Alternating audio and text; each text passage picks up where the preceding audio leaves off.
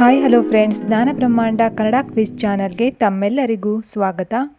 ನಿಮ್ಮ ಮೊದಲನೆಯ ಪ್ರಶ್ನೆ: ಕರ್ನಾಟಕದ ಗಡಿನಾಡ ಗಾಂಧಿ ಎಂದು ಯಾರನ್ನು ಕರೆಯುತ್ತಾರೆ? Option A Hardekar Manjappa, option B S Nijalingappa, option C Ambedkar, option D Gandhiji.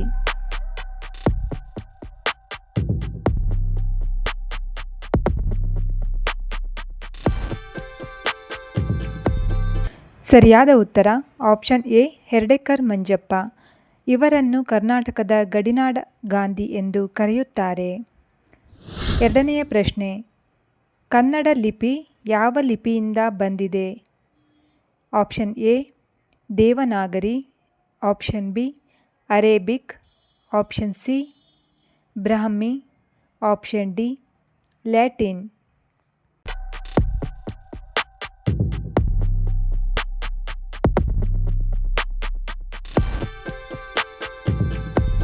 ಸರಿಯಾದ ಉತ್ತರ ಆಪ್ಷನ್ ಸಿ ಬ್ರಾಹ್ಮಿ ಲಿಪಿ. ಮೂರನೆಯ ಪ್ರಶ್ನೆ: ಕನ್ನಡ ವರ್ಣಮಾಲೆಯಲ್ಲಿ ಎಷ್ಟು ಸ್ವರಗಳಿವೆ?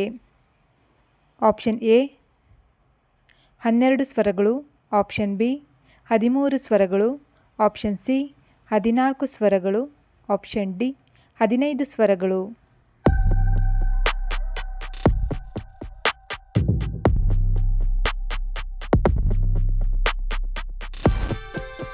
ಸರಿಯಾದ ಉತ್ತರ ಆಪ್ಷನ್ ಬಿ 13 ಸ್ವರಗಳು. ಕನ್ನಡ ವರ್ಣಮಾಲೆಯಲ್ಲಿ 13 ಸ್ವರಗಳಿವೆ. ಪ್ರಶ್ನೆ ಸಂಖ್ಯೆ 4: ರಾಮಾಯಣವನ್ನು ರಚಿಸಿದವರು ಯಾರು? ರಾಮಾಯಣವನ್ನು ರಚಿಸಿದವರು ಯಾರು? Option A Tulsidas, option B Valmiki, option C Kalidas, option D ವ್ಯಾಸರು.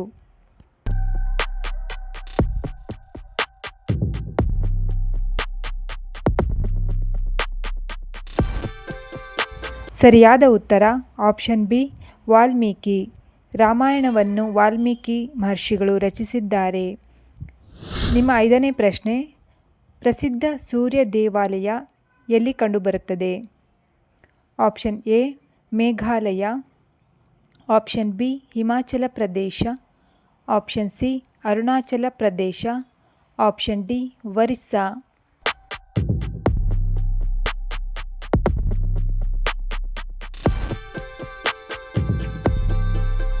ಸರಿಯಾದ ಉತ್ತರ ಆಪ್ಷನ್ ಡಿ ಒರಿಸ್ಸಾ ರಾಜ್ಯ. ನಿಮ್ಮ ಆರನೆಯ ಪ್ರಶ್ನೆ: ಅತಿ ಹೆಚ್ಚು ಶುಂಠಿಯನ್ನು ಉತ್ಪಾದಿಸುವ ರಾಜ್ಯ ಯಾವುದು? Option A Karnataka, option B Haryana, option C Kerala, option D Tamil Nadu.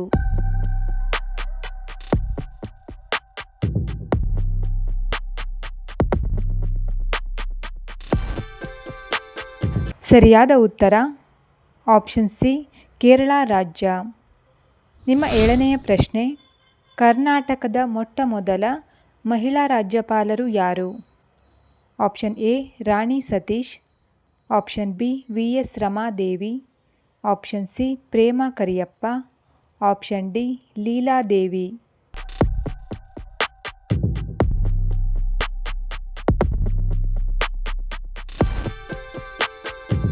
ಸರಿಯಾದ ಉತ್ತರ option B V S Ramadevi. ನಿಮ್ಮ ಎಂಟನೆಯ ಪ್ರಶ್ನೆ: ವಿಶ್ವದ ಅತ್ಯಂತ ಉದ್ದದ ರೈಲು ಮಾರ್ಗ ಎಲ್ಲಿದೆ? ವಿಶ್ವದ ಅತ್ಯಂತ ಉದ್ದದ ರೈಲು ಮಾರ್ಗ ಎಲ್ಲಿದೆ? Option A Japan, option B Bharat, option C Russia, option D America.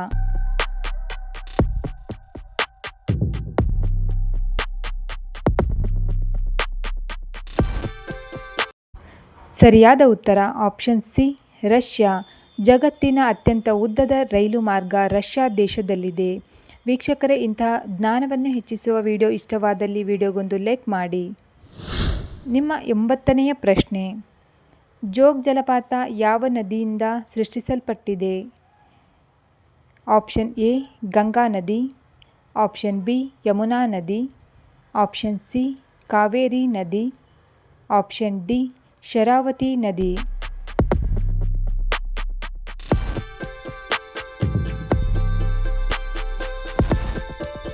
ಸರಿಯಾದ ಉತ್ತರ ಆಪ್ಷನ್ ಡಿ ಶರಾವತಿ ನದಿ. ಜೋಗ್ ಜಲಪಾತವು ಶರಾವತಿ ನದಿಯಿಂದ ಸೃಷ್ಟಿಸಲ್ಪಟ್ಟಿದೆ. ನಿಮ್ಮ 10ನೆಯ ಹಾಗೂ ಕೊನೆಯ ಪ್ರಶ್ನೆ, ಡಿಮಾನಿಟೈಸೇಷನ್ ಆದ ವರ್ಷ ಯಾವುದು?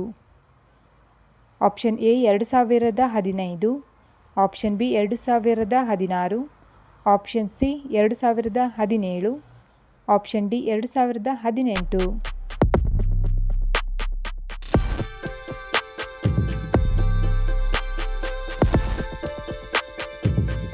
ಸರಿಯಾದ ಉತ್ತರ ಆಪ್ಷನ್ ಬಿ 2016.